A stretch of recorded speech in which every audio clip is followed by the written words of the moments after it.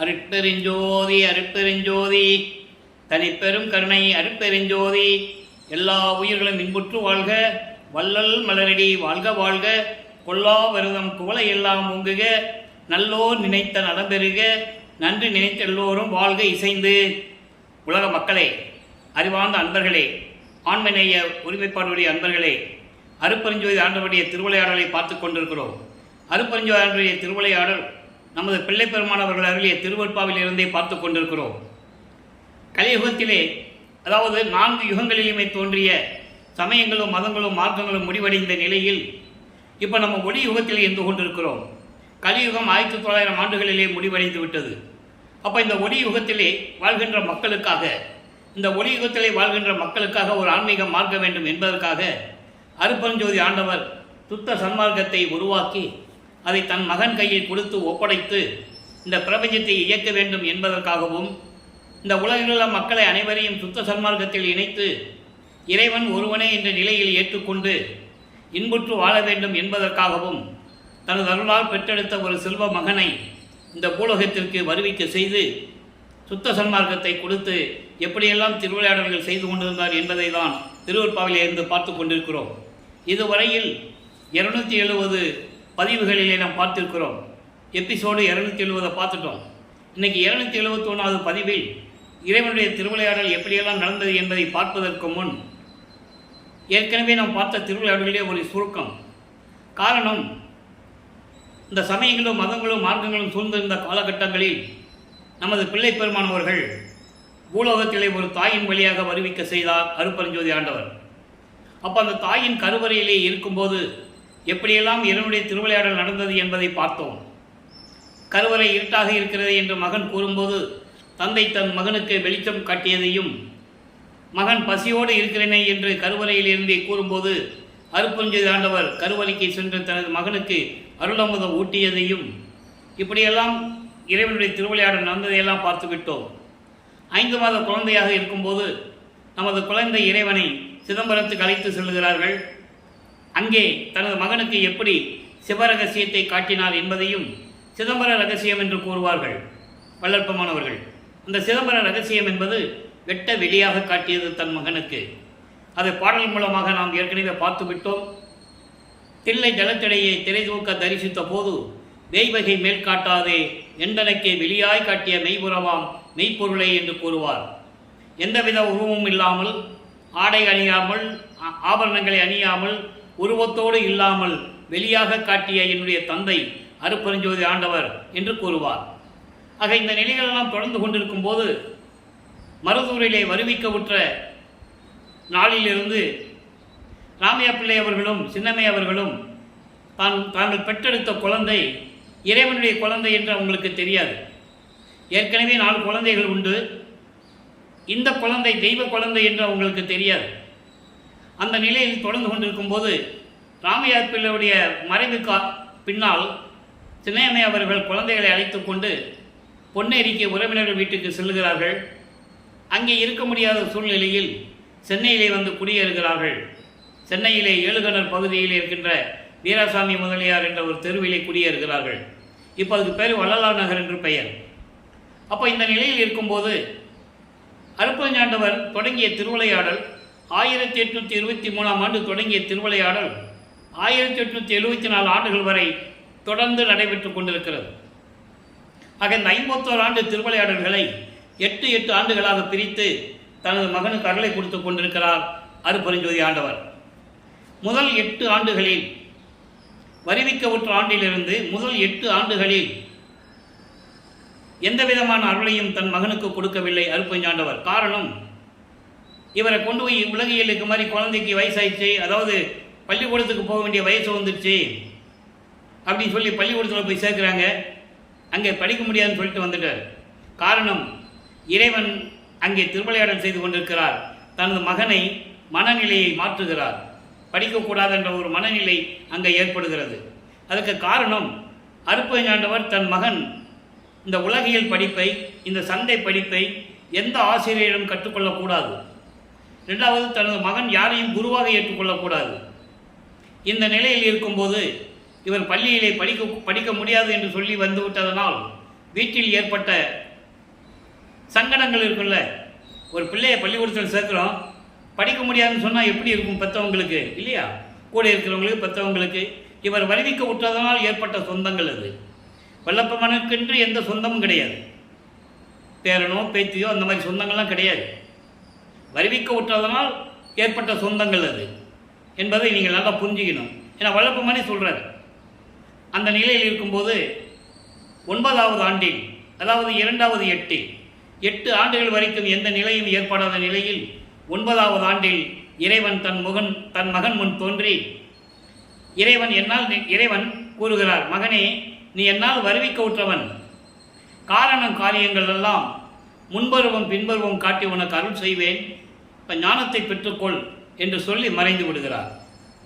இப்போது நம்ம பிள்ளை பெருமானவர்களுக்கு நான் ஏன் பிள்ளை பெருமான் என்று கூறுவதுண்டு என்று ஏற்கனவே விளக்கம் கொடுத்திருக்கிறேன்.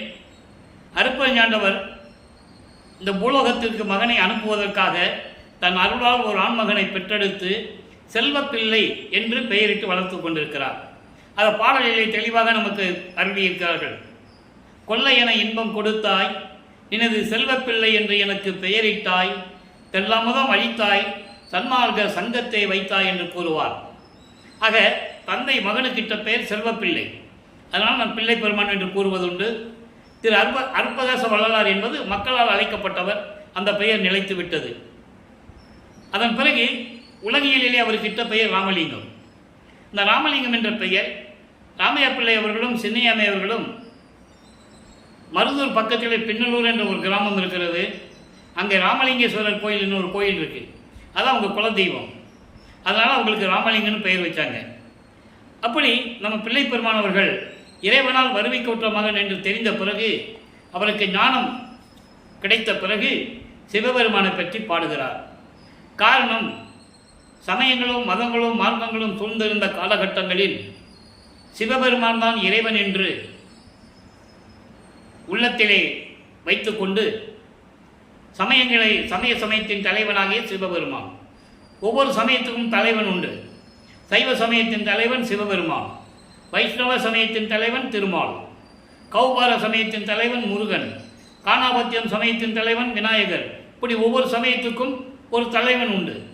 அப்போ இந்த சைவ சமயத்தின் தலைவனாகிய சிவபெருமானை ஏற்றுக்கொண்டு சைவ சமயத்தின் அடையாளமாகிய திருநீர் பூசிக்கொண்டும் உத்தராட்ச மாலையை போட்டுக்கொண்டும் நமச்சிவாயா சிவாய நம என்று இறைவனை வேண்டிக் கொண்டிருக்கிறார், முறையீடு செய்கிறார்.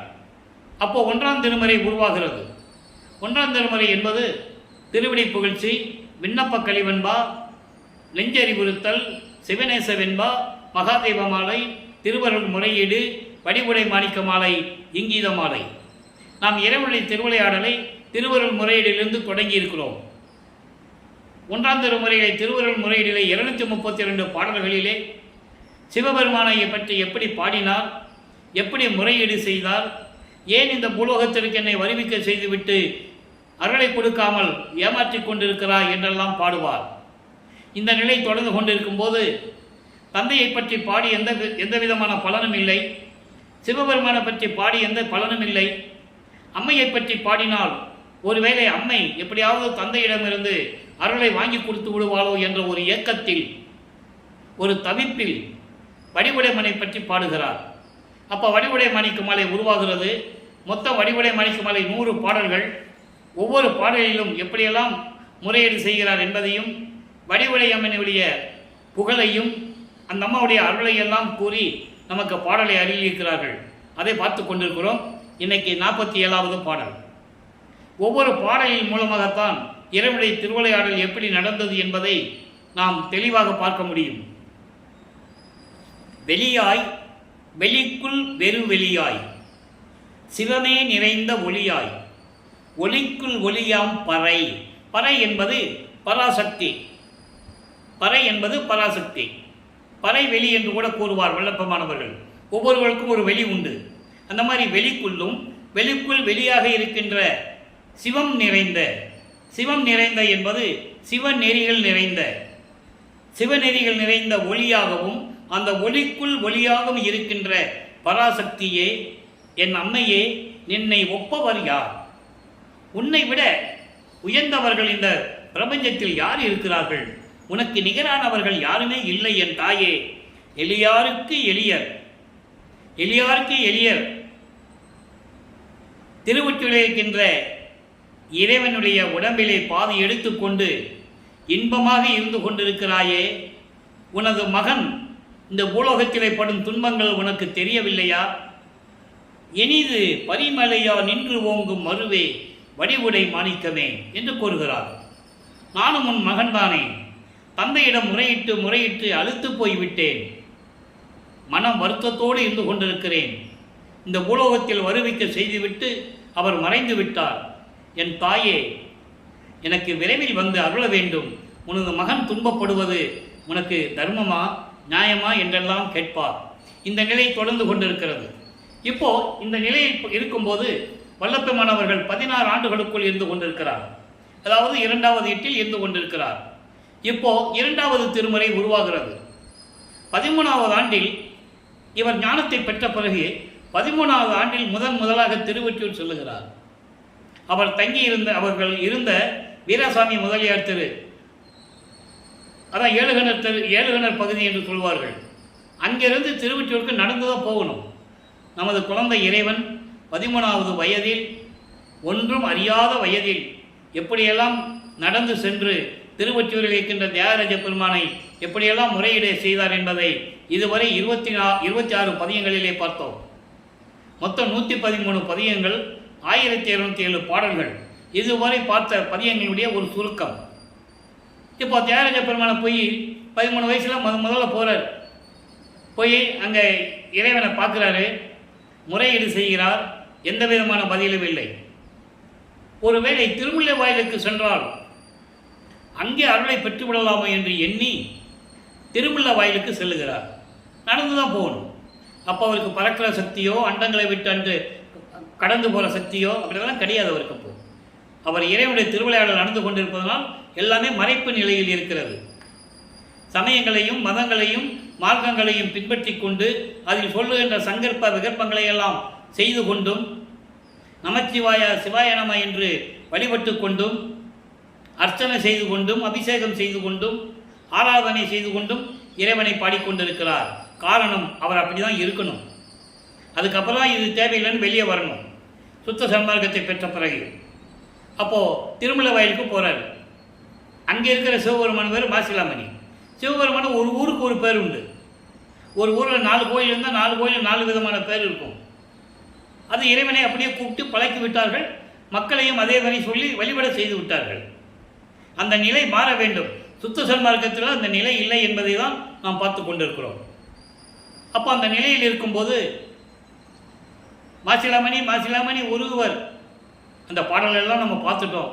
அவ்வளவு மனசுக்கு நமக்கே கண்ணிலிருந்து தண்ணி வரும். என்னை இந்த பூலோகத்துக்கு வருவிக்க செய்துவிட்டு நீ வாட்டுக்கு நான் உன்னை தேடி வந்தால் ஒன்றுமே சொல்கிறதில்லை, எதுவுமே பேசுகிறதில்லை, ஊமை மாதிரி இருக்கிறையே, இதெல்லாம் நல்லா இருக்கா, இது உன் அருளுக்கு அழகா, இது நியாயமா, இது தர்மமெல்லாம் கேட்பார். எந்த விதமான பலனும் இல்லை. அதுக்கப்புறம் திருவழிச்சாயத்துக்கு போவார். அங்கேயே முருகனை அதாவது சிவபெருமானை பாடுவார். இது கந்தன் சொல்லி பாடுவார். கந்தன் சிவபெருமானுக்கு ஒரு பெயர் உண்டு, கந்த துணியை கட்டுறதுனால. அப்போ எனக்கு ஒரு கந்த துணியை கொடு, நானும் கட்டிட்டு நிற்கிறேன், வர்றவங்க போகிறவங்கெல்லாம் அப்பனும் பிள்ளையும் பிச்சை எடுக்கிறாங்கன்னு சொல்லட்டும். பெத்த பிள்ளையை தெருவில் விட்டு விட்டான், பெற்ற மகனை தெருவில் விட்டு விட்டானே என்று சொல்லி இந்த உலகம் முன்னதான் பழிக்கும். அந்த பழி சொல்லுக்கும் இழிச்சொல்லுக்கும் ஆகாமல் நீ விரைவில் வந்து எனக்கு அருள வேண்டும். உன்னை நினைத்துதான் நான் பயப்படுகிறேன், எனக்கு ஒன்றும் இல்லை என்றெல்லாம் கூறி பாடல்களை பாடுவார். அந்த விளக்கங்களை எல்லாம் பார்த்து விட்டோம். இப்போ 2ஆம் திருமுறையிலே திருவடி சரண் புகழிலே 10வது பாடல். ஒவ்வொரு பாடலிலும் எப்படி இறைவனிடம் முறையீடு செய்கிறார், தன்னுடைய மன ஏக்கத்தையும் மன குமுறலையும் அந்த தவிப்பையும் எப்படி இறைவனிடம் கூறுகிறார் என்பதை தான் பார்த்து கொண்டிருக்கிறோம். இப்போ அவர் 16 ஆண்டுகளுக்குள் இருந்து கொண்டிருக்கிறார். வருவிக்க விட்டு 16 ஆண்டுகள் ஆகிறது. அவரை பற்றி பேசும்போது நான் ஏற்கனவே சொல்லியிருக்கிறேன், அவருக்கு இத்தனை வயசாச்சு அத்தனை வயசாச்சுன்னு சொல்லக்கூடாது. அவர் ஒவ்வொரு யுகத்திலையும் இருந்தவர் என்பதை நீங்கள் புரிந்து கொள்ள வேண்டும். அதற்கான ஆதாரங்கள் திருவருட்பாவிலே நிறைய பாடல்களிலே உண்டு. ஒரு சில பாடல்களை சொல்ல நான் கடமைப்பட்டிருக்கிறேன். ஊழிதோறும் ஊழி குலப்பராது ஓங்கி வாலி என்று எனக்கு வாய்த்த நன்னிதியே. இது அருப்பெருஞ்சோதி அகவல். ஊழிதோறும் ஊழி அழியா உடம்பை அளித்தனன், இது ஒரு பாடலில் உண்டு. ஊழிதோறும் ஊழி உயர்தழைத்து ஓங்கினன் என்று கூறுவார். புதியன் என்று என்னை போக்குதொரோ நீர் பூர்வித்தினும் உனது பூங்கழலுக்கு அன்பு பூண்டவன் என்று சொல்லுவார். பிரபஞ்சம் தோன்றிய காலத்திலிருந்தே நான் உன்னுடைய திருவடிகளுக்கு அன்பு பூண்டவன் தானே என்றெல்லாம் கூறுவார். ஆக அப்படிப்பட்ட நிலையில் இருக்கின்றவர் விளப்பமானவர்கள். இப்போ அவருக்கு தெரியாது. இப்போ 8 ஆண்டுகள் வரைக்கும் அவர் யாருன்னு அவருக்கு தெரியாது. 9வது ஆண்டிலே இறைவன் ஆட்கொண்ட பிறகு இறைவனுடைய மகன்னு தெரியும். ஆனால் வெளியே சொல்ல முடியாது. எதற்காக வருவிக்க விட்டேன், எதற்காக இந்த நிகழ்ச்சியெல்லாம் நடக்குது அப்போ அவருக்கு தெரியாது. அதனால தான் ஏங்கி ஏங்கி பாடுகிறார். சுத்த சன்மார்க்கம் தெரியாது, அருப்பெருஞ்சோதி ஆண்டவர் யாருன்னு அவருக்கு அப்போ தெரியாது. அதனால் சிவபெருமானை பிடிச்சிக்கிட்டார். அப்போ இந்த நிலையில் இருக்கும்போது திருவடி சரண் புகழில் 10வது பாடலில் விளக்கத்தை பாருங்கள். இப்போது 13வது ஆண்டில் அங்கே போகிறாரு. ஞானத்தை வாங்கியாச்சு, திருவொற்றியூருக்கு போகிறாரு. அப்போது மனத்தை ஒரு நிலைப்படுத்துகிறார். மனம் அலைபாயக்கூடியது, குரங்கு போல தாவி செல்லக்கூடியது. அதை அடக்க வேண்டும். அது இயற்கையாகவே நடந்து கொண்டிருக்கிறது. இறைவன் திருவிளையாடல் செய்து கொண்டிருக்கிறார். அப்போ மனதிடம் சொல்லுகிறார், வா மனமே என்னுடன் வா, திருவொற்றியூருக்கு போகலாம் அப்படின்னு சொல்கிறாரு. எதுக்கு போகலான்னு, எப்படி எதுக்காக கூப்பிடுறாரு, அதை தான் நம்ம பார்க்க போகிறோம். பசி எடுக்கும் முன் அமுது சேகரிப்பார் பாரினோர்கள். பசி வருமே, அப்படி பசி வருவதற்கு முன்னாலே நம்ம சாப்பாடை சமைக்கணும்ல. சாப்பாடை சமைச்சாதான் சாப்பிட முடியும், அப்போ தான் பசியாற முடியும்.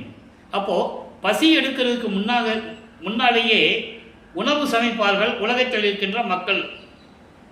அப்பண்பு அறிந்தில்லையோ நீ. இது ஏன் சொல்கிறேன்னா, ஒரு செயல் வரும்போதுக்கு முன்னாலேயே அதை நம்ம தடுக்கணும்னு சொல்கிறேன். இப்போ நமக்கு 16 ஆண்டுகள் ஆகிவிட்டது, காமம் வருகிறது, காமத்தை தடுக்க வேண்டும். இல்லற காமம் என்பது வேறு. இந்த காமம் பெரு விருப்பம் என்று கூறுகிறார். இது தீய வினைகளை செய்யக்கூடிய காமம். ஆக எந்த ஒரு காரியமும் வருவதற்கு முன்னாலே அதுக்கு அணை போட வேண்டும் என்று சொல்லுவார். அதுக்கான பாடல்கள் நிறைய உண்டு.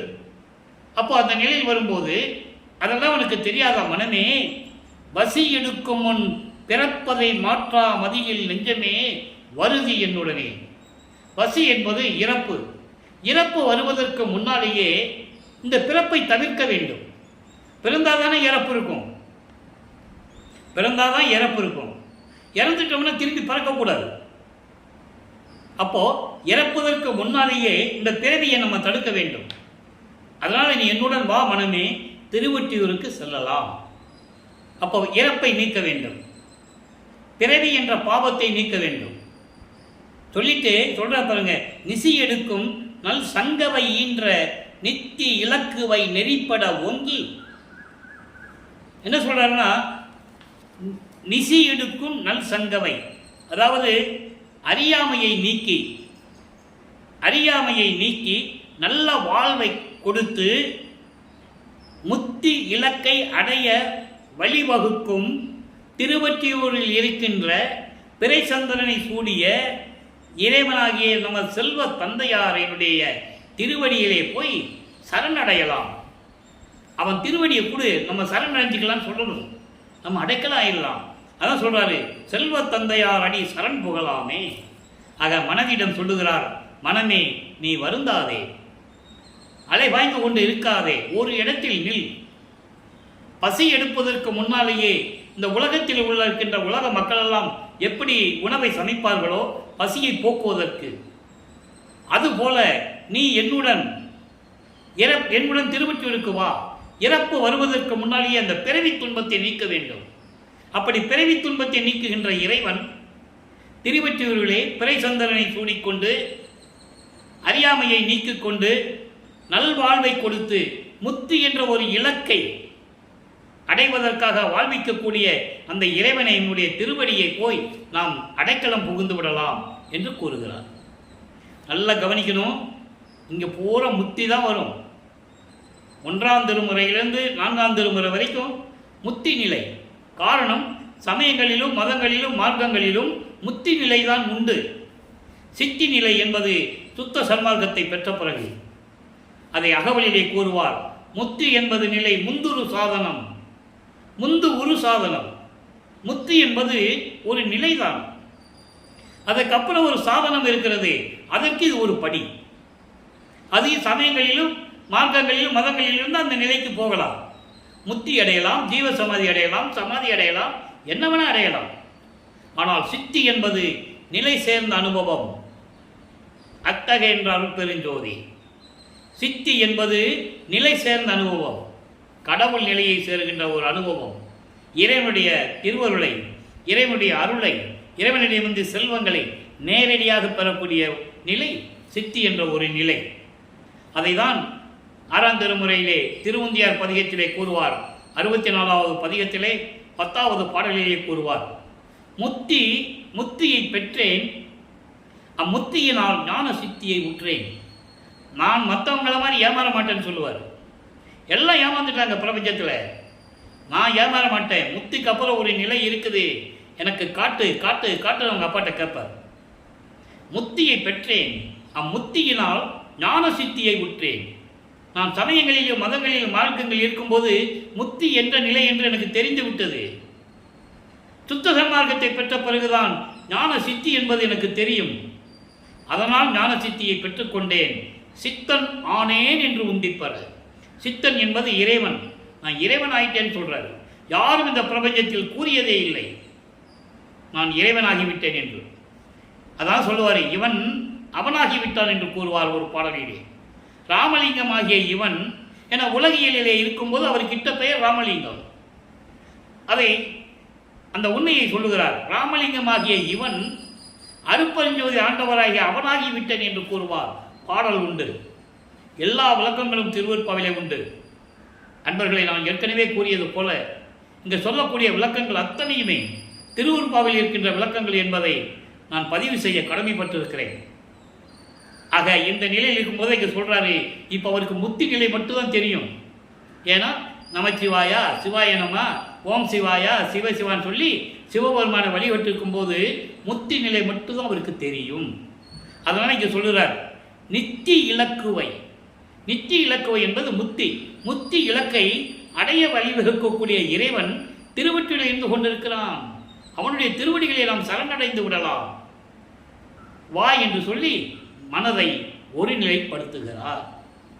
இப்போ வல்லப்பமானவர்கள் 16 ஆண்டுகளுக்குள் இருக்கும்போது இந்த நிலை தொடர்ந்து கொண்டிருக்கிறது.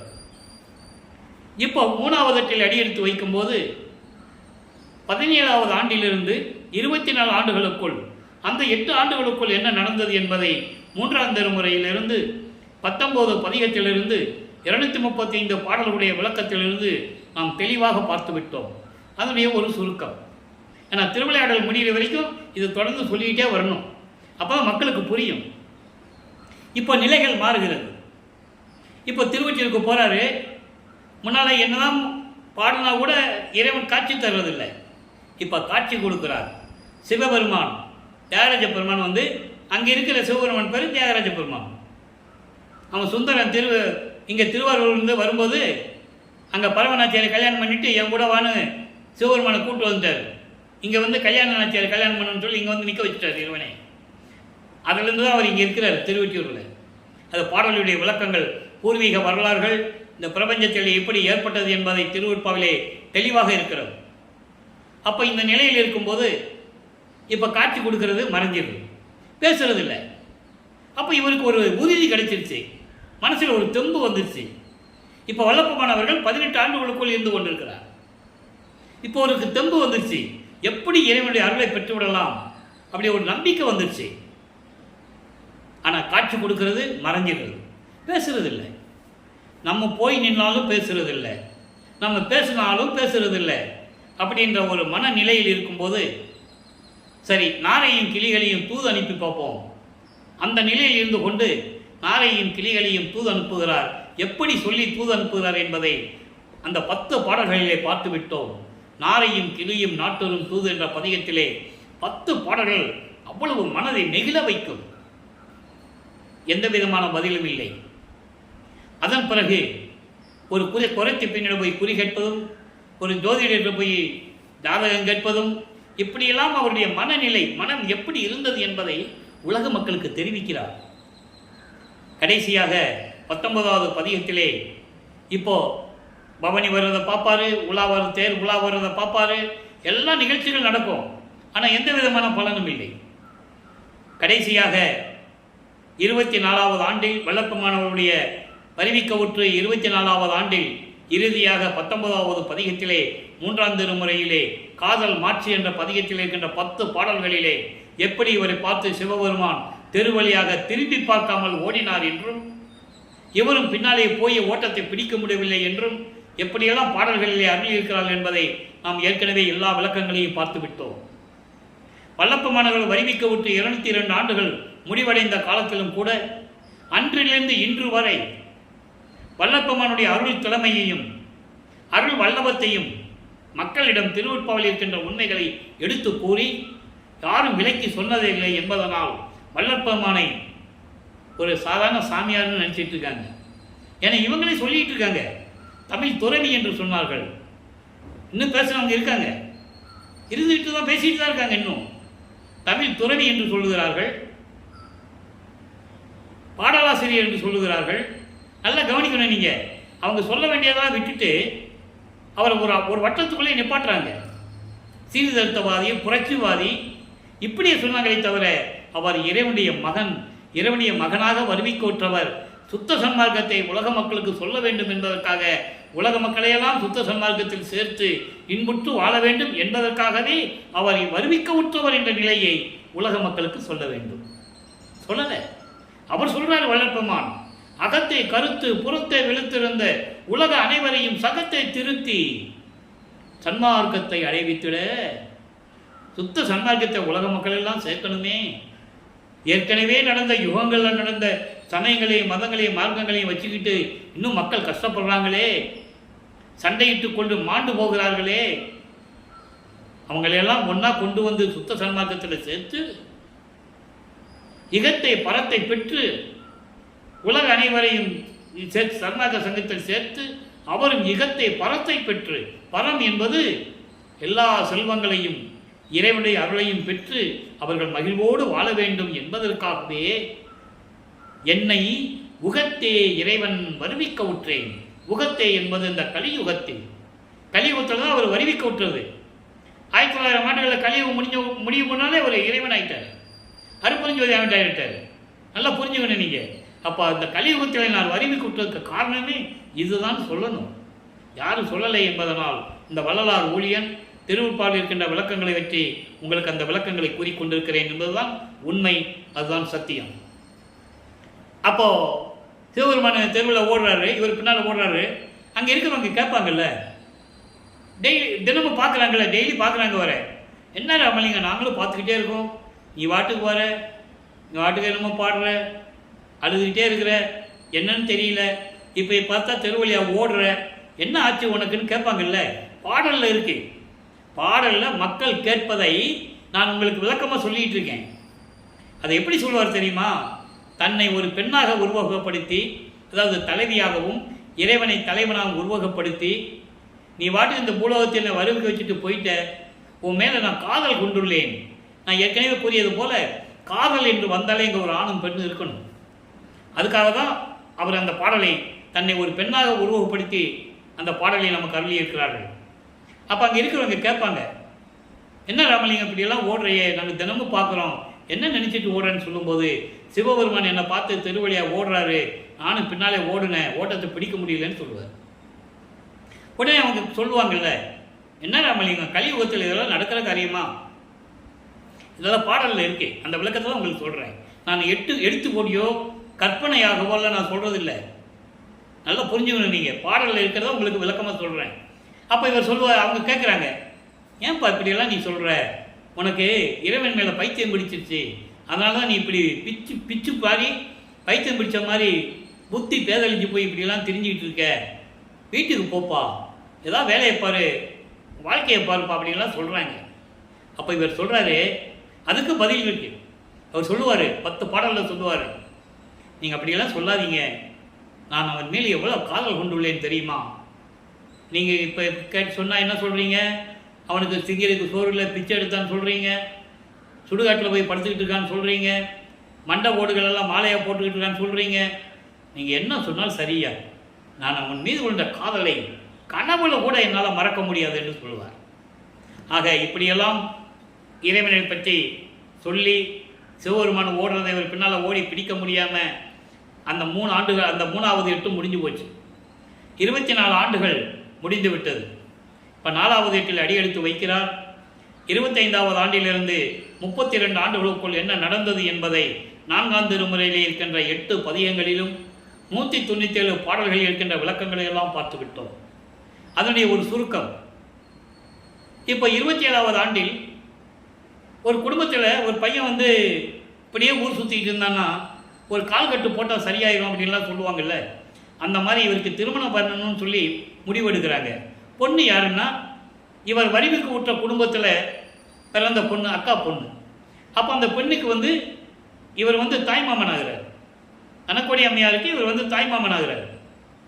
அப்போ கல்யாணம் பண்ணணும்னு சொல்லும்போது இவர் முதல்ல முடியாதுன்னு சொல்கிறாரு. ஏன்னா எனக்கு இல்லை வாழ்க்கை, ஏன்னா முதல்ல ஒத்துக்க முடியாது, ஒத்துக்க கூடாது. ஏன்னா அவருடைய அப்பா சொல்லணும், அருப்பஞ்சாண்டவர் சொல்லணும் இல்லை, நீ கட்டுன்னு சொல்லணும் இல்லை, அந்த இதுக்காக காத்துக்கிட்டு இருக்காரு. அப்போது இவங்க ஒரு சாமியார்கிட்ட கூப்பிட்டு போகிறாங்க. அவர் பேர் ராமலிங்கம் தான், திருவொற்றியூரில் இருக்கிறார் மாதிரி அங்கே இருந்து கொண்டு இருக்கிறார். அவர் யாருன்னா அருப்பஞ்சாண்டவர் தான். இப்போது வல்லப்பமானவர்களுக்கு அருப்பஞ்சாண்டவர் இருக்குது தெரியும். இது வரைக்கும் நம்ம சமயங்களையும் மதங்களையும் மார்க்கங்களையும் சார்ந்து இருந்துட்டோமே, இப்போ சுத்த சன்மார்க்கத்தை வாங்க போகிறோமே, இந்த நிலை அவருக்கு தெரியும்.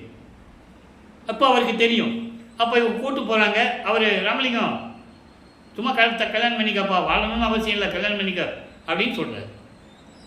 உடனே இவர் சரின்னு சொல்லிடுறாரு. திருமண ஏற்பாடுகள் நடந்து கொண்டு இருக்கிறது. அந்த திருமண அங்கே வந்திருக்கவங்களில் பிரம்மன், திருமால், ருத்திரன் போன்ற வானவர்களும் முனிவர்களும் ரிஷிகளும் காத்து கொண்டிருக்கிறார்கள் மணமக்களை வாழ்த்துவதற்காக. இதை சொல்லி தான் ஆகணும், ஒவ்வொரு நாளும் சொல்லணும். அவர் கல்யாணம் எப்படி நடந்ததுன்னு சொல்லணும்ல. பிரம்மன் கல்யாணம் சொன்னாங்க, திருமால கல்யாணம் சொன்னாங்க, சிவபெருமான் கல்யாணத்தை சொன்னாங்க, முருகன் கல்யாணத்தை சொன்னாங்க, எல்லாம் சொன்னாங்கல்ல. அப்போ வல்லப்பமான் கல்யாணம் எப்படி நடந்ததுன்னு மக்களுக்கு சொல்லணும்ல. பாடல்ல சொல்றாரு. அந்த விளக்கத்தை உங்களுக்கு நான் சொல்லுகிறேன். உண்மையை மறைத்து விட்டார்கள் என்பதுதான் உண்மை. அதுதான் யதார்த்தமான உண்மை. ஏன்னா அப்படி சொல்லிட்டோம்னா வள்ளலாரை வணங்க அதாவது வள்ளலாரை கும்பிட்டுருவாங்க, மற்ற சமயங்களையும் மதங்களையும் மார்க்கங்களையும் பின்பற்ற மாட்டாங்கன்ற ஒரு இதில் சொல்லாமல் விட்டுட்டாங்க. சொல்லணும்ல. பாடலில் அவர் சொல்றாரு, நீ கற்பனையாக சொல்ல வேண்டாம், கதையாக சொல்ல வேண்டாம், வல்லப்பமான் சொன்னது சொன்னால் போதும், மக்கள் புரிந்து கொள்வார்கள். ஆக அப்படியெல்லாம் திருமணம் நடக்கிறது. அங்கே தன் தந்தையும் தாயும் வரவில்லை என்று அவர் மனம் எப்படி ஏங்குகிறது என்பதை பாடல்களிலே கூறியிருக்கிறார்கள். அந்த விளக்கத்தை எல்லாம் பார்த்து விட்டோம். அதன் பிறகு 2 குதிரை மாட்டின தேரில் தனது மகனையும் மணமக்களையும் எப்படி வாழ்த்தினார்கள் என்பதையும் பார்த்து விட்டோம். ஆக இந்த நிலைகளெல்லாம் முடிந்த பிறகு ஏம சித்தியை வாங்கி கொண்டார். தத்துவங்களை கடக்கிற சித்திகள் எல்லாம் வாங்கி கொண்டார். சுத்த தேகம், புரண தேகம், ஞான தேகத்தை வாங்கி கொண்டார். தந்தையின் கட்டளைப்படி திருநீர் பூசுவதை நிறுத்திவிட்டார். பாடல்கள் உண்டு, யாரும் மறுக்க முடியாது. தந்தை சொல்லிவிட்டார், இனிமேல் இது உனக்கு தேவையில்லை என்று சொல்லும்போது திருநீர் பூசுவதை நிறுத்தி உத்திராட்ச மாலையை கலட்டிட்டு சமயங்களிலும் மதங்களிலும் மார்க்கங்களில் கூறப்பட்ட நெறிகளை எல்லாம் விட்டுவிட்டு சரியக்கிரிய யோகம் என்ற 12 நிலைகளையும் கடந்து இப்போ சுத்த சன்மார்க்கத்தை வாங்க போகணும். அதற்கு முன்னால் இறைவனை வரவழைக்க வேண்டும். இனிமேல் திருவொற்றியூருக்கு போகக்கூடாது, எங்கேயும் போகக்கூடாது. வரட்டுன்னு சொல்லி சென்னையிலே இருந்த இடத்திலே கதவை சாத்தி தாப்பா போட்டார். அப்போதான் அருட்பரகாச மாலை உருவாகிறது. 100 பாடல்களிலே எப்படி தனது தந்தை அருட்பெருஞ்சோதி ஆண்டவர் விண்ணுலகத்திலிருந்து பூலோகத்திற்கு தெருவழியாக நடந்து கால் வலிக்க நடந்து கதவை திறந்து ஒரு காலை உள்ள வச்சு ஒரு காலை வெளியே வச்சு மகனை கூப்பிட்டு எப்படி அருளை கொடுத்தார் என்பதையெல்லாம் பார்த்து விட்டோம். அற்புதமான நிகழ்வுகளெல்லாம் நம்ம இங்கே ஒவ்வொரு பாடலிலும் பார்த்தோம். ஏன் ஒரு காலை வச்சு ஒரு காலை வெளியே வச்சான்ற விளக்கத்தையும் நான் கொடுத்துருக்கேன். உள்ளே போனால் பூட்டிடுவான் மகன், திருப்பி நம்ம வெளியே போக முடியாது. இன்னும் 19 வருஷம் பாக்கி இருக்கு. இப்போ மகனை இங்கே பூலோகத்துக்கு அனுப்பி 32 வருஷம் தான் ஆகுது. நீ 19 வருஷம் பாக்கி இருக்க. அதனால் உள்ளே போனால் பூட்டிடுவான்னு அவருக்கும் தெரியும். இவர் கூப்பிடுவார், உள்ளே வாங்கன்னு கூப்பிடுவார். பரவாயில்ல நீ வான்னு கூப்பிட்டு அவர் கொடுத்துட்டு போயிடுவார். ஆக இந்த நிலைகளெல்லாம் மாறும்போது வல்லப்பெருமானவர்கள் வெள்ளாடை அணிந்து உலக பற்றுகளை துறந்து எல்லா பிண்ட துரிசுகளையும் கடந்து தத்துவங்களை கடந்து அந்தங்களை கடந்து சரியை கிரியை யோகம் என்ற அந்த 12 நிலைகளையும் கடந்து சுத்த சன்மார்க்க வாங்குவதற்காக சுத்த சிவஞான வழிக்கு பறந்து சென்று கொண்டிருக்கிறார். அண்டங்களை கடந்து வெளிகளை கடந்து பரவெளி, பரம்பரவெளி, பராபரவெளி, பெருவெளி, பெருசுகவெளி, வெட்டவெளி போன்ற வெளிகளை எல்லாம் கடந்து சுத்த சிவஞான வழிக்கு சென்று கொண்டிருக்கிறார் என்பதை பாடலிலே விளக்கமாக கூறியதை ஆதாரத்துடன் நாம் ஏற்கனவே பார்த்துவிட்டோம். தத்துவங்களை தனித்தனியாக கடந்தேன், தத்துவாதீத நிலையில் சித்தியல் முழுதும் தெரிந்தேன், அவை மேல் சிவநிலையை தெரிந்திட சென்றேன் சொல்றார். ஆனால் இங்கே இருக்கிறவங்க என்ன சொன்னாங்க? அவர் தாலி கட்டி மனைவியை விட்டுட்டு எங்கேயோ போயிட்டாருப்பா, வர்றதுக்கு 6 மாதம் ஆகுமோ 1 மாதம் ஆகுமோ யாருக்கு தெரியும், வந்தால் கணக்கில் சேர்த்துக்கலாம், வரலன்னு விட்டுடலாம், அப்படி தான் பேசிகிட்டு இருந்தாங்க. இன்னும் பேசிகிட்டு இருக்காங்க. அப்படி அல்ல, அவர் அண்டங்களை கடந்து சுத்த சன்மார்க்கம் வாங்கிறதுக்கு அங்கே போகிறாரு. பாட்டில் இருக்கு, அங்கே போகிறாரு. அங்கே தேவர்கள் பிரம்மன் திருமாலாம் காத்துக்கிட்டு இருக்காங்க. எங்கே? சத்தியஞான சபைக்கு வெளியே அங்கே ஒரு சத்தியஞான சபை இருக்கு. அந்த சத்தியஞான சபையை தான் இங்கே மக்களுக்காக இறைவன் இங்கே உருவாக்குனது, தந்தையும் மகனும் சேர்ந்து உருவாக்குனது. நல்லா புரிஞ்சுக்கணும். நீங்கள் சத்தியஞான சபைக்குள்ளே பிரம்மன் திருமாலே போக முடியாது, முதல் படியை கால் வைக்க முடியாது, வெளியே தான் நிற்கணும். போர் உண்டு, போர் செய்து உயிர்களை கொண்டவர்கள் கொலை குற்றவாளிகள் என்று கூறுகிறார் பாடல்களிலே. இதையெல்லாம் பொறுக்க முடியாமல் தான் திருவிற்பாவை தடை செய்யணும்னு சொல்லி கோர்ட்டில் கேஸ் போட்டது. அந்த விளக்கத்தை நம்ம பின்னால் வருவோம். நல்லா புரிஞ்சுக்கணும். நீங்கள் பிரபஞ்சத்தின் உண்மையை, பிரபஞ்சத்தில் நடந்த உண்மைகளை தெல்ல தெளிவாக பாடல்களில் நமக்கு அருளி இருக்கிறார்கள். போருக்கு உரியார் அயன்மால் போகி, போகினா இந்திரன் மற்றும் புங்கவர்கள் தேவர்கள் யாருக்கு அறியார் எனக்கு எளியராகி மாலையிட்டார் என்று கூறுவார். ஈர்க்கும் புகுதாத முளை மதத்தை இன்னும் தவிர்த்தார் அல்லடி. தென்னங்குச்சி போற அளவுக்கு கூட இன்னும் காமத்தை விடலையாம். பாடலில் உண்டு, மகாதேவ மாலையில் உண்டு. ஒவ்வொரு பதிகத்திலையும் ஒவ்வொரு திருமுறையிலையும் பாடல்கள் தெளிவாக இருக்கின்றன. ஆக இந்த நிலையில் இருக்கும்போது மகனை தந்தை வரவேற்று, மாமகனை இந்த ஆடைகளை எல்லாம் கலந்து விட்டு முக்காடு போட்டு தானே போறாரு. அங்கே ஏன் சொல்லணும்? நல்லா புரிஞ்சுக்கணும். நீங்கள் பாட்டில் சூட்சமமான விளக்கம் இருக்கு. ஆடைகள் எல்லாம் கலந்து விட்டு புனித நீராடி புத்தாடை அணிந்து, அப்புறம் பழைய ஆடையை நீக்கணும். வரும்போது இங்கே முக்காடு போட்டு வந்துடுவார். உலகத்துக்கு வரும்போது அவர் எந்த உருவத்தில் எப்படி வேணாலும் இருப்பார். அவ்வளவு சக்திகளை பெற்றுக்கொண்டார் தந்தையிடமிருந்து. சுத்த சன்மார்க்கத்தை மணிமடம் சூட்டி சிங்காசனத்தில் அமர வைத்து இங்கே பிரம்மன் தேவர்களெல்லாம் வெளியே இருந்து பார்த்துக்கிட்டு இருக்காங்க. பார்த்துக்கிட்டு தான் இருக்க முடியும், ஒன்றும் உள்ள போக முடியாது. அதான் சொல்லுவார், சாகா கல்வியை கற்றுக் கொடுக்கும் போது நாகாதிபனும் நாராயணனும் நான்முகனும் நறுமுறும் எனவே மெய்யர்களுடைய புல உண்டு, பாடல் உண்டு. எல்லாம் நறுமுறுன்னு பல்ல கடிச்சிக்கிட்டு முகத்தில் கோபத்தை வச்சுக்கிட்டு அப்படியே பொங்கி போய் இருக்கிறாங்க. நமக்கு சாகா கல்வி வரலையே, சுத்த சன்மார்க்கம் நமக்கு கிடைக்கலையே அப்படின்னு. ஏன்னா சுத்த சன்மார்க்கத்தை பெற்றால்தான் அவன் உயிர் நேயம் உள்ளவன், உயிர் இரக்கம் உள்ளவன். அப்போ அந்த நிலையில் இருக்கும்போது சுத்த சன்மார்க்கத்தை வாங்கி கொண்டு நேராக கருங்குழியை உறைவிடமாக கொண்டுள்ளார். அதற்கு முன்னால் நடந்த செய்திகள் எல்லாம் நம்ம ஏற்கனவே செவி வந்த செய்திகளை வைத்து ஏற்கனவே பல பேர் புத்தகங்கள்லாம் எழுதியிருக்காங்க. அது இருந்தாலும் அந்த விளக்கத்துக்குள்ளே ரொம்ப டீப்பாக போக வேண்டாம். இருந்தாலும் அது உண்மை. ஏன்னா அவர் நேர கருங்குழிக்கு வரும்போது எப்படி இருக்குன்னு அதுக்கு ஒரு வழி வேணும் இல்லையா, ஒரு காரணம் வேணும். ஒரு காரியம் நடக்கணும்னா அதுக்கான காரணம் இருக்கணும். அதை காரணம் காரியம் கடந்த கடவுளை என்று கூறுவார் அருப்பஞ்சாண்டவரை வல்லப்பெருமானவர்கள். அப்போ அந்த காரணம் என்ன காரணம்? இவங்க கருங்குழியில் இருக்கணும். தந்தையும் மகனும் பேசிய உரையின்படி இவர் கருங்குழியில் இருக்கணும், அந்த வீட்டில் தான் இருக்கணும். அப்போது இவர் நேர விண்ணுலகத்திலிருந்து நேர சிதம்பரத்தில் தான் போய் நிற்கிறார். யாரு? நமது பிள்ளை பெருமானவர்கள். அங்கே இவர் வருவிக்க உற்ற குடும்பத்தில் பரசுராம் என்றவர் ஒருத்தர் இருக்கிறார்ல, பரசுராம சபாபதி உண்ணாமலைமையார் இவங்கெல்லாம் இருக்கிறாங்கல்ல. அப்போ அந்த பரசுராமன் அங்கே இங்கே கரும்புலியில் இருக்கிற வீடு ஓனர் வெங்கட ரெட்டியார் அவரும் பேசிகிட்டு இருக்காங்க. இவர் நேராக போய் திடீர்னு அங்கே நிற்கிறார்.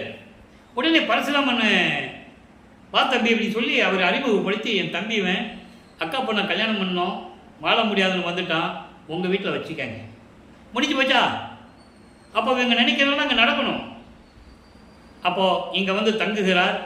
அவர் தங்கியிருந்த இடத்திற்கு தண்ணீரால் விளக்கரித்த இல்லம் என்ற ஒரு பெயரை ஏற்படுத்திவிட்டு, அதெல்லாம் திருவிளையாடல் தான், நல்லா புரிஞ்சுக்கணும். நீங்கள் இவர் உடம்பே ஒளி உடம்பு, இறைவன், நல்லா புரிஞ்சுக்கணும். அவர் விளக்கு தண்ணி ஊற்றணும், எண்ணெய் ஊற்றணும் அவசியம் இல்லை. ஆனால் அவர் இருந்த இடத்திற்கு ஒரு பெயர் வர வேண்டும். அதனால் தண்ணீரால் விளக்கரித்த இல்லம் என்ற பெயரை ஏற்படுத்திவிட்டு அங்கிருந்து கிளம்புகிறார். இப்போது வல்லப்பமானவர்கள் 6வது எட்டில் இருக்கிறார். 48வது ஆண்டுகளுக்குள் என்ன நடந்தது என்பதை இப்போ நம்ம பார்த்துக்கிட்டு இருக்கோம். இது வரைக்கும் நம்ம பேசுனதெல்லாம் ஏற்கனவே நடந்து முடிந்த எபிசோடுகளுடைய சுருக்கம். அதை சொன்னால் தான் இதுக்கு கரெக்டாக விளங்கும். அதுக்காக சுருக்கத்தை சொல்லிவிட்டு கடைசியில் நம்ம வரோம். இப்போ 8வது எட்டில் இருக்கும்போது கரும்புலியை விட்டு இங்கே பார்வதிபுரம் மக்கள் கொடுத்த அந்த இடத்திலே ஒரே நாளிலே தர்மசாலையை நிறுவி 23/5/1867 ஆண்டு தர்மசாலையை நிறுவி அன்றே உணவு சமைத்து அன்றே பசியோடு வருகின்றவர்களுக்கு பசியை நீக்கி கொண்டிருக்கிறார். நம்மளையெல்லாம் படைத்து காத்து கொண்டிருக்கின்ற இறைவன் வல்லப்பமானவர்கள். அவர் இறைவனாகவே இருக்கின்றவர். அது எப்போ நமக்கு உறுதிப்பட இந்த உலக மக்களுக்கு சொல்லுகிறார் என்றால் மேட்டுக்குப்பத்தில் தான் சொல்கிறார், உறுதிப்பட சொல்கிறார். நல்லா புரிஞ்சுக்கணும். நீங்கள் அது வரைக்கும் தான் பெற்ற அருள்களை எல்லாம் திருவிற்பாவிலே கூறியிருக்கிறார். அதை நாம் பார்த்து கொண்டிருக்கிறோம். அப்போ இங்கே வரும்போது 1869 ஆண்டு நீதிமன்றத்திலே மறுப்பா என்று அறிவிக்க வேண்டும். இது திருவறுப்பா அல்ல. இந்த பாடல்களை எல்லாம் ராமலிங்கம் என்ற ஒருவர் வடலூரிலே இருந்து கொண்டு எந்த புலமையும் கற்காமல், புலவர் பட்டம் பெறாமல், இலக்கண இலக்கிய பிழைகளோடு சாதிகளையும் மதங்களையும் மார்க்கங்களையும் தாக்கிக் கொண்டு பாடல்களை இயக்கிக் கொண்டிருக்கிறார். இது சரியானதல்ல என்று சொல்லி வழக்கு தொடர்ந்தார்கள். முத்துசாமி ஐயர் என்ற ஒருவரை வழக்கறிஞராக நியமித்து வழக்கை தொடர்ந்து விட்டார்கள். வழக்கு விசாரணைக்கு வருகிறது. வாதி எல்லாம் அங்கே நிற்கிறாங்க. வாதி என்னன்னா ஆறுமுகனாளர் தான் வாதி, பிரதிவாதி நமது இறைவன். இவர் வரலன்னு தெரிஞ்சோன்னா அவங்களுக்கு ரொம்ப சந்தோஷம். ஏன்னா அவங்களுக்கு விவாதம் நடந்துகிட்டு இருக்கு, பேசிகிட்டு இருக்காங்க, விசாரணை நடந்துகிட்டு இருக்கு. இங்கே நீதிமன்றத்தில் இருக்கிற ஊழியர் கூப்பிடுறாரு, ராமலிங்க பிள்ளை 3 தடவை கூப்பிடுவாங்க. இப்பவும் கோர்ட்டில் அது உண்டு, அந்த வழக்கம் உண்டு. உடனே எழுந்தருளுகிறார். எல்லாம் பார்க்குறாங்க, அதிசயமாக பார்க்குறாங்க. என்ன எப்படி வந்தார் இவர்? அப்போ கூட அவர் இறைவனும் உங்களுக்கு தெரியல. நல்லா கவனிக்கணும். ஏதோ ஒரு சாமியார் வடலூரில் இருக்கார், அப்படி தான் உங்களுக்கு தெரியும். ஏன்னா நம்பிக்கை இல்லை. சமயங்களையும் மார்க்கங்களையும் மதங்களையும் ஜாதிகளையும் பற்று கொண்டிருந்தவர்கள், பெயர்களுக்கு பின்னால் ஜாதி பெயரை போட்டுக் கொண்டிருந்தவர்கள், எல்லாமே முதலியார், பிள்ளையார், பிள்ளை, முதலி, ஐயர், இப்படியெல்லாம் பேர் போட்டுக்கிட்டு இருந்தவங்க தானே. அப்போ அவங்களை இறைவனை இவரை நம்புறதுக்கு வாய்ப்பே இல்லை. அதனால்தான் என்னுடன் இருந்தவர்கள் எல்லாம் எனக்கு சதி செய்தனர் என்று கூறுகிறார். பாடல் உண்டு, 6ஆம் திருமுறையில் இருக்கு, யாரும் மறுக்க முடியாது. அப்போ அவர் மனவேதனை எப்படி இருந்திருக்கும்? இறைவனே பக்கத்தில் வச்சுக்கிட்டு இறைவனும் தெரியாமல் ஏதோ வந்தோம் போனோம், ஏதோ சாமியார் இருக்கார் போகிறார், அவ்வளோதான். இப்படி தான் இருந்துக்கிட்டு இருந்தாங்க. நம்பிக்கை இல்லை அவங்களுக்கு. நம்பிக்கை இருந்தால் கூட இருந்து சுத்த சன்மார்க்கத்தை இந்த உலக மக்களுக்கு பரப்பியிருப்பார்கள். கன்னியாகுமரியிலேருந்து காஷ்மீர் வரைக்கும் போயிருப்பாங்க. யார் போகலையே. நல்லா புரிஞ்சுக்கணும் நீங்கள். ஏன்னா அதை விட்டு அவர்களுக்கு மனம் இல்லை. சுத்த சன்மார்க்கத்தை உலக மக்களிடம் சொல்லுவதற்கு அவர்களுக்கு மனம் இல்லை. அதுதான் விஷயம், வேறு ஒன்றும் இல்லை. ஆக இந்த காலகட்டங்களில் இவருடைய விவாதத்தை கேட்டு இவர் போனோடனே நீதிபதிக்கு காட்சி கொடுத்துட்றார். நீதிபதி எந்திரிச்சு நிற்கிறார். எல்லாமே சினிமாலாம் பார்த்துருப்பீங்கல்ல, எல்லாம் சொன்னாங்கல்ல, காஞ்சி காமாட்சி, சமயபுரம் மாரியம்மா, மீனாட்சி, இவங்கெல்லாம் கோர்ட்டில் போய் சாட்சி சொன்னாங்க. நிறைய படங்கள், சினிமா படங்கள்லாம் உண்டு. இவர் படம் எடுத்தாங்க, அருப்புரிஞ்ச ஆண்டவர். அந்த படத்தில் காட்டியிருந்தாங்கன்னா மக்களுக்கு தெரிஞ்சிருக்கும். இவர் போய் நின்னவுடனே இவர் காட்சி கொடுக்கணும், அவர் பார்க்கணும், அவர் எந்திரிச்சு நிற்கணும். அவர் எந்திரிச்சு நிற்கும்போது இவங்க எல்லாரும் எந்திரிச்சு நிற்கணும். இந்த சீனெல்லாம் நல்லா இருந்திருக்கும். ஆனால் யாரிடமும் அது சொல்லாமல் அப்படியே எந்திரிச்சு இவரை பார்த்து எந்திரிச்சு நின்னாங்க. கேஸு தள்ளுபடி ஆயிடுச்சுன்னு சொன்னாங்க. அந்த விளக்கத்துக்குள்ளே நம்ம போக வேண்டாம். அதெல்லாம் பேசணும், நிறைய பேசணும். நிறைய உண்மைகள்லாம் அங்கே உள்ள மறைஞ்சி இருக்கு. அதெல்லாம் வேண்டாம். திருவற்பாவை மறுப்பா என்று அறிவிக்க முடியாது என்ற தீர்ப்பை பெற்றுக்கொண்டார். அவ்வளோதான் நமக்கு தேவையான கான்செப்ட். அப்போது இங்கே வந்த பிறகு உத்தரஞான சிதம்பரம் மாலை உருவாகிறது. அந்த பாடல்களிலே எல்லாம் இந்த இடம் எப்படி சிறப்பு பெற்றது, தர்மசாலை எப்படி சிறப்பு பெற்றது, இங்கே எப்படி ஒரு சத்தியஞான சபை வரப்போகிறது, உலகமே இங்கே எப்படி திரும்பி பார்க்க போகிறது என்ற நிலைகளெல்லாம் அந்த பாடல்களிலே உண்டு. அதோடு மட்டுமல்ல, தன் மகனை கூப்பிட்டு அருட்பஞ்சாண்டவர் சொல்லுவார், மகனே உன்னை ஏமாற்றுவாங்க, எல்லா இடத்துக்கும் போயிட்டு வந்து இங்கே உன்னை ஏமாற்றுவாங்க, சமயங்களையும் மதங்களையும் மார்க்கங்களையும் சொல்லப்பட்ட அந்த அந்த சங்கற்ப விகற்பங்களை எல்லாம் மேற்கொண்டு உன்னை ஏமாற்றுவாங்க, கவனமாக பார்த்துக்கோ அப்படின்னு சொல்லுவார். பாடல் உண்டு. ஆக வல்லப்பெருமான் கூறியதுடைய சாராம்சம் என்னவென்றால், நீ சமயங்களையும் மதங்களையும் மார்க்கங்களையும் பின்பற்றி கொண்டு இருந்தால் நீ அங்கே இருந்துக்கலாம். சைவ சமயத்தை பின்பற்றினால் நீ திருநீர் பூசிக்கலாம், உத்தராட்சி மாலை போட்டுக்கலாம். வைஷ்ணவ சமயத்தை சார்ந்தவனாக இருந்தால் நாமம் போட்டுக்கலாம். கொத்த நாமம், கொண்டி நாமம், பாத நாமம், வடகலை, தென்கலை, எவ்வளவோ பிரிவுகள் உண்டு, இருக்கலாம், தப்பில்லை. அது உன்னுடைய சுதந்திரம்னு சொல்லிட்டாரு. அம்மனை வழிபடுகிறியா, உன்னுடைய சுதந்திரம். முருகனை வழிபடுறியா, உன்னுடைய சுதந்திரம். ஆனால் சுத்த சன்மார்க்கம் என்று சொன்னால் அருட்பெருஞ்சோதி என்றுதான் சொல்ல வேண்டும். அதுதான் சுத்த சன்மார்க்கத்தினுடைய நெறி. அதுதான் சுத்த சன்மார்க்கத்தினுடைய ஞானம்தான் சாகா கல்வி. எல்லா கல்வியும் அழிந்து போகும், சாகா கல்வி அழியாது. ஆக இந்த நிலைகளில் இருக்கும்போது இப்போ வல்லப்பெருமானவர்கள் ஏற்கனவே நடராஜாவதி மாலை, சத்குரி மாலை மாலைகளெல்லாம் எப்படியெல்லாம் பாடல்களை விளக்கி கூறினார் என்பதையெல்லாம் நாம் பார்த்து விட்டோம். இப்போ அம்பலவாணர் அரிய வருகை, அம்பலவாணர் அணைய வருகை என்ற பதிகத்தில் இருக்கின்ற 8வது பாடலை பார்க்க போகிறோம். எளிமையான வரி, விளக்கம் சொல்லணும்னா எத்தனை மணி வேணாலும் சொல்லலாம், எத்தனை மணி நேரம் வேணாலும் சொல்லலாம், அப்படிப்பட்ட பாடல்கள். இப்போ கூப்பிடுறாரு அப்பாவை, ஏன்னா காலம் நெருங்கி கொண்டு இருக்கிறது. இப்போ 48 வருஷம் முடிஞ்சு போச்சு. வல்லப்பெருமான் அவர்கள் இந்த பூலோகத்திற்கு வருவிக்க விட்டு 48 வருஷம் முடிஞ்சு போச்சு. இன்னும் 3 வருஷம் தான் பாக்கி இருக்கு. மேட்டுக்குப்பம் போகணும். அது இடத்த பார்க்க சொன்னார் அப்பா. அவங்க அப்பா அருட்பஞ்சாண்டவர், நீயும் வா, சேர்ந்தே நம்ம பார்ப்போன்னு இவர் சொல்லிட்டாரு, பதில் சொல்லிட்டாரு. அந்த பாடலுடைய விளக்கத்தில் நம்ம பார்த்துட்டோம், அதை பார்த்துட்டோம். அப்போது இனிமேல் அங்கே போகணும், இடத்த பார்க்கணும், அங்கே தான் 2 பேர் கலந்துக்கணும், சுத்த சன்மார்க்கம் கொடி கட்டி பேர் உபதேசம் பண்ணணும், ஞானசரியை கொடுக்கணும், அகவலை கொடுக்கணும், கொடிப்பாட்டு பாடணும். இப்படி நிறைய வேலைகள் இருக்குது. 3 வருஷம் அங்கே இருக்குல்ல. அப்போ நீ வான்னு கூப்பிடுறாரு. இப்படி கூப்பிடுறாருன்னு பார்ப்போம். அரை கணமும் தரியே நான், அரை நொடி பொழுது கூட இனிமேல் உன்னை விட்டு நான் பிரிஞ்சிருக்க மாட்டேன். இது வரைக்கும் இருந்தது போதும், வர மகன்ட்டு போயிடுற. அப்போ நீ எப்போ வரன்னு நான் காத்துக்கிட்டு இருக்கேன். அது பாடலில் சொல்லுவார், அங்கே என்ன உனக்கு வேலை? சிவகாமி வழியை நீ பார்த்துக்கிட்டு தானே இருக்க, அங்கேயே கொஞ்சம் குழாவிக்கிட்டு இருக்கிற. நீ மகன் இங்கே நான் துன்பப்படுறது உனக்கு தெரியலையா? நான் தனியாக இருக்கிறது தெரியலையா? இனிமேல் நம்மெல்லாம் ஒன்றா இருப்போம். எப்படி சொல்லுவார்? நம்மெல்லாம் ஒன்றா இருப்போம், நீ சீக்கிரம் வா அப்படின்னு கூப்பிடுவார். அதான் கூப்பிட்றாரு, அரை கணமும் தரியேன் நான், அரை நொடி பொழுது கூட இனிமேல் என்னால் பொறுத்துக்க முடியாது, என்னால் சகித்து கொள்ள முடியாது. ஆணை, உன்மேல் ஆணை, சத்தியம், உன் மீது சத்தியம், என்னை புரைக்கணம் கண்டு அறியேன் நான். எப்படி சொல்ற பாருங்க, நான் எந்த தீய செயல்களும் செய்யவில்லை, எனக்கு எதுவும் தெரியாது. நீ சமயங்களிலும் மதங்களிலும் மார்க்கங்களிலும் இருக்க சொல்லி என்னை இங்கே பூலோகத்தில் விட்டுட்டு நீ போயிட்ட. 32 ஆண்டுகள் வரைக்கும் நான் அங்கே தான் இருந்தேன். சிவபெருமான் சொன்னேன், நமச்சிவாயின்னு சொன்னேன், திருநீர் பூசிக்கிட்டேன், உத்தராட்சி மாலையை போட்டுக்கிட்டேன், நமச்சிவாயின்னு சொன்னேன், எல்லாம் உண்மைதான். ஆனால் எனக்கு தெரியாது, அது எனக்கு அதுக்கு சம்மந்தம் இல்லை. அதை புரைக்கணம் சொல்கிறேன், அதான் புரைக்கணம் கண்டு, அதெல்லாம் எனக்கு தெரியாது. அந்த குற்றமெல்லாம் என்னுடைய குற்றம் கிடையாது, நான் எதுவும் செய்யவில்லை, எனக்கு எதுவும் தெரியாது. வரைக்கணம் செய்வித்தவரே, ஒரு வரி தான், இதுக்கு எவ்வளோ விளக்கம் இருக்குது தெரியுமா?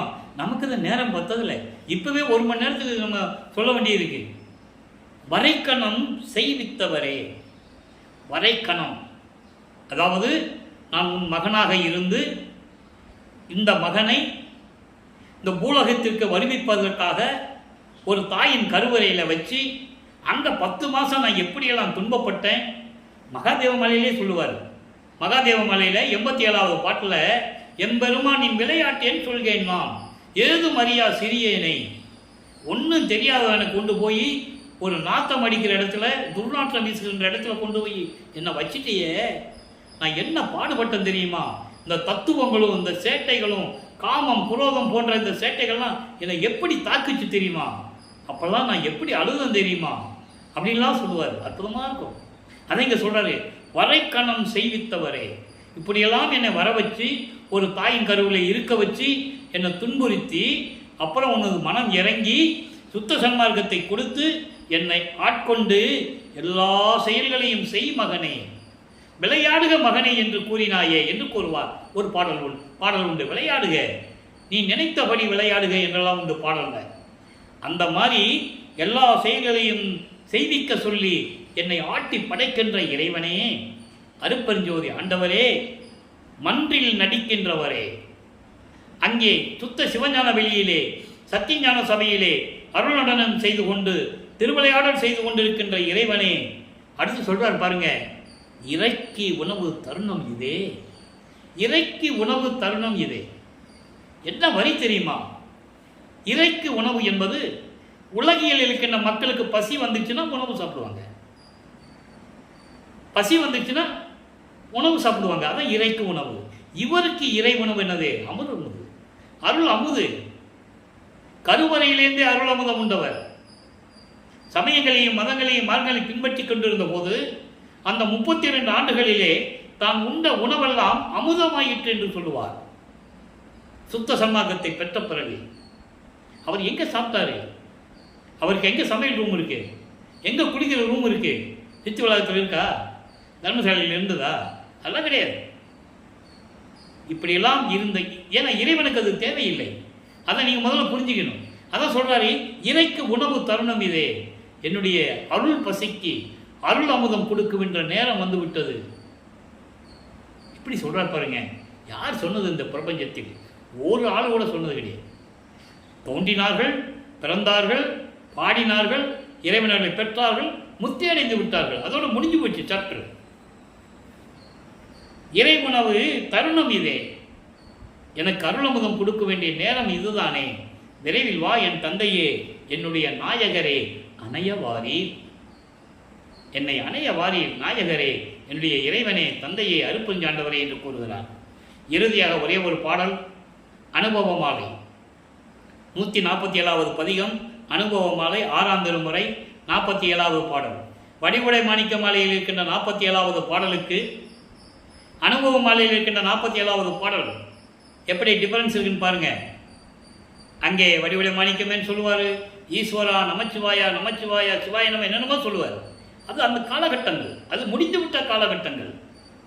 சுத்த சன்மார்க்கத்தை பெற்ற பிறகு அனுபவ மாலையிலே என்ன கூறுகிறார்? அனுபவ மாலை என்பது தான் பெற்ற அனுபவங்கள், முடிவான முடிவு. தந்தையிடம் பெற்ற அனுபவங்களை மாலையாக தொடுத்து, அதாவது பாடல்களாக தொடுத்து நமக்கு அருளியிருக்கிறார்கள். நல்ல கவனிங்க. தன்னை மனைவியாகவும் இறைவனை கணவனாகவும் உள்ளத்தை தோழியாகவும் வர்ணனை செய்து இந்த பாடலை நமக்கு அருளியிருக்கிறார்கள். மொத்தம் 100 பாடல்கள். காதல் இருந்தால் அங்கே ஒரு ஆணு பெண்ணு இருக்கணும். நான் ஏற்கனவே சொன்னது போல எப்படி சொல்கிறார் பாருங்க.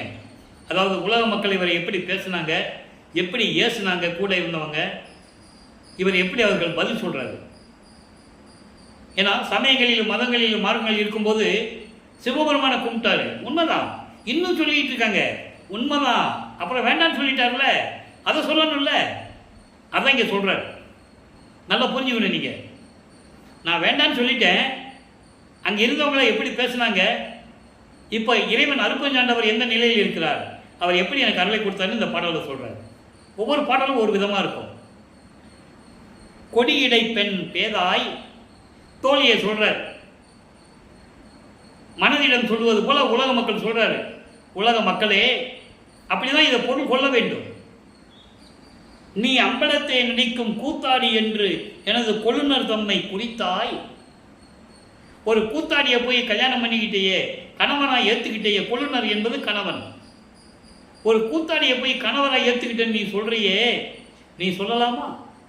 மற்றவங்க சொல்கிற மாதிரி நீங்கள் சொல்லலாமா? அப்படி சொல்கிறார் பாருங்க.